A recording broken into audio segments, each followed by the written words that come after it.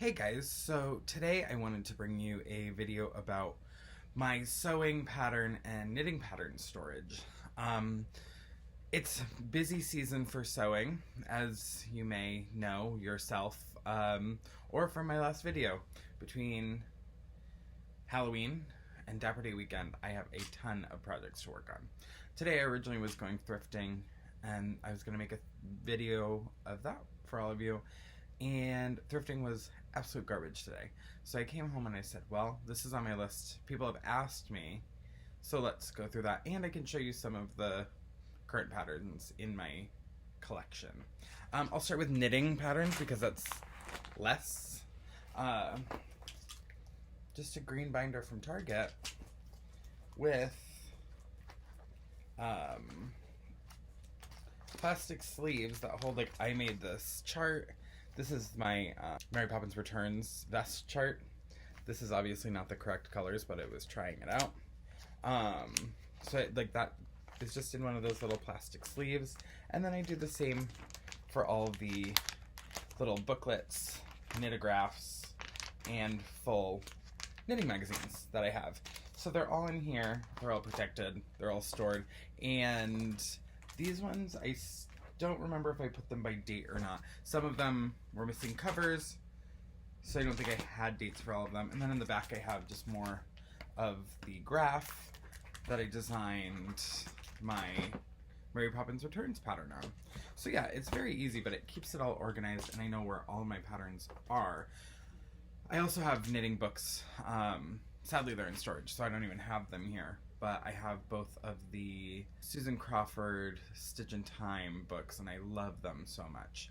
I've started many a project from them. I also have a book called Hollywood Knits that I really love. I started the Jane Wyman cigarette sweater.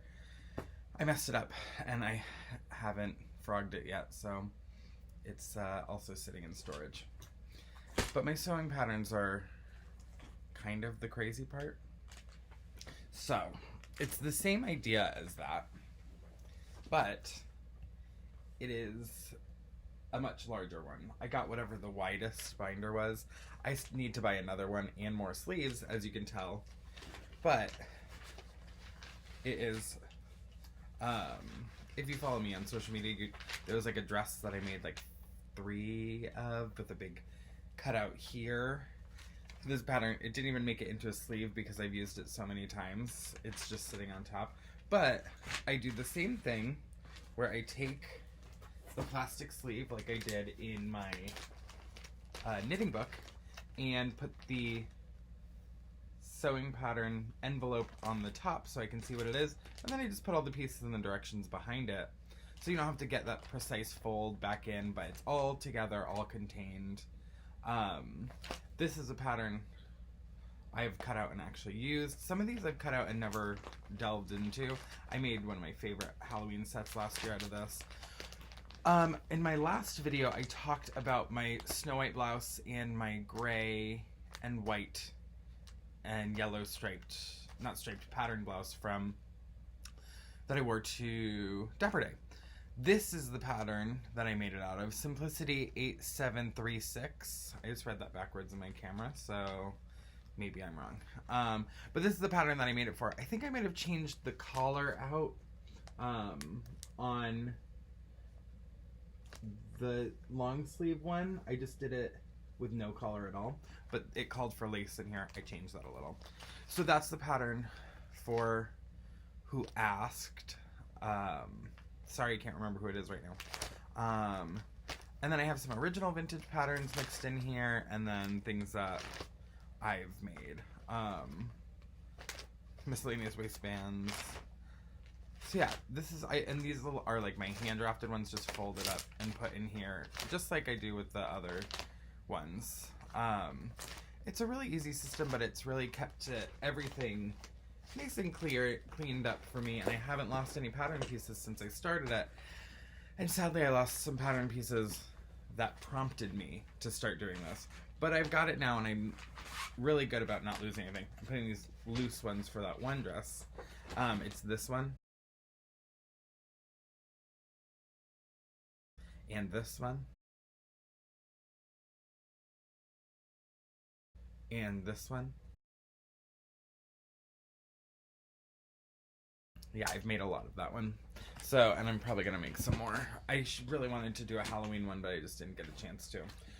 So those are my patterns that I've cut into, but then of course I have a giant pattern stash because who doesn't? I have my former stage prop, Voodoo for Dummies. It was one of my Halloween numbers years ago. Just a big book. But it's a gift box that I repurposed, covered in fabric, and hand painted the front and the sides just so it looked like a big old book. I've kind of retired it now, mostly because I found another function for it. Inside, I store all my uncut patterns.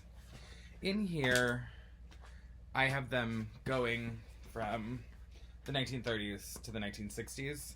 Actually, I don't even know if I have any 1960s patterns right now. It's probably just ends in the 50s. And then I have a few more up here. These are probably all 50s. I just purchased some of these. So, I'm really excited. This will make it, like, I was talking about Dapper Day in my last video. This is going to be one of my Dapper Day patterns. I'm just going to make this skirt. It's very cute. And simple. This one looks really ugly in this photo. This one looks more simple, but very classic 30s. McCall's, I don't know how they fit me, so this is gonna be a game of guessing, as they say, a guessing game. I'm just gonna go with my size and hope that that fits me. But so that I'm probably going to start cutting out today. I also picked up this pattern when I was just at Joann. They were having their $1.99 pattern sale for McCall's. I rarely get McCall's, but this one looked very cute. I love that kind of overskirt. In my stash, if you're curious, I primarily like the Simplicity vintage reproduction patterns. So Simplicity does a great job with theirs. And their sizing is far more true than Butterick. Butterick, I have to size up in one entire size for me to even remotely fit right. I made this really beautiful dress out of this most beautiful fabric.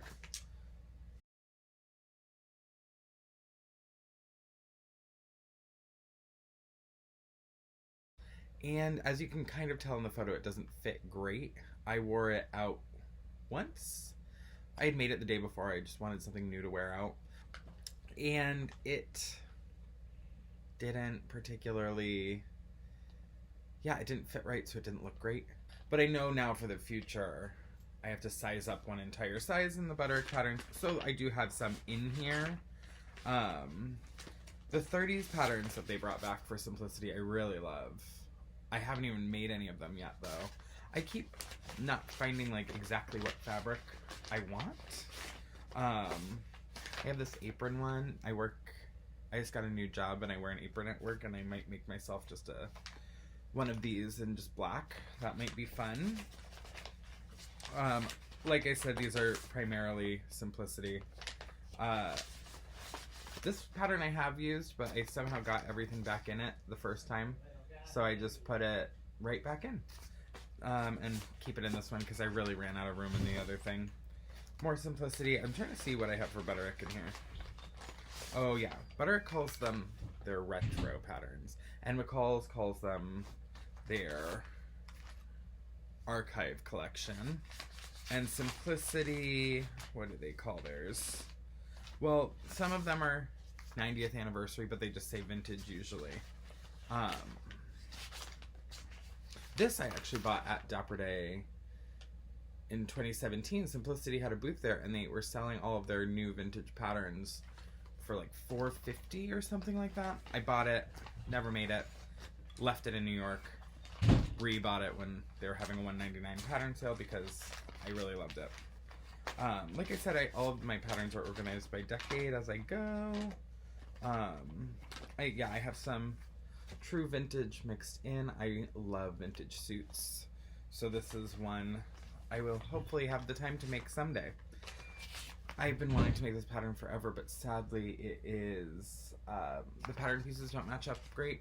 I've like always kind of read reviews before I go make something, especially of these vintage ones, because I don't think that they try every size range when they're testing them.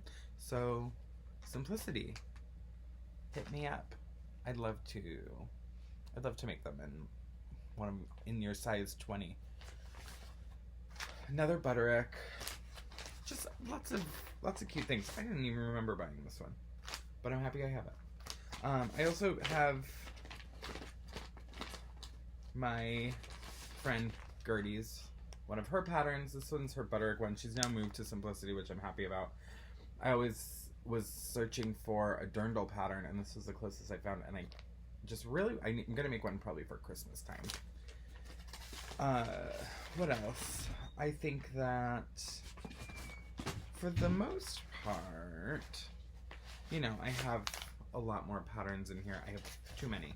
I also have some men's ones, but this video is primarily just to show you how I stored all of mine, and maybe that can help your sewing room and your organization so you don't lose pattern pieces, because it really is the worst when you go to make something for a second time. I love making multiples. Once I fall in love with something, I'll make it over and over and over. So hopefully I will help you save yourself from losing or storing in weird ways your sewing patterns. Thanks for watching. Make sure to like and subscribe. Comment and let me know how you store your patterns now. Maybe you have a better idea than I even do with this method, because my collection's getting a little out of hand, which I don't mind at all. Like I said, thank you for watching. Like and subscribe. You have what is that? Like and subscribe. Thank you for watching, and look out for my videos every Tuesday, Friday, and every other Sunday.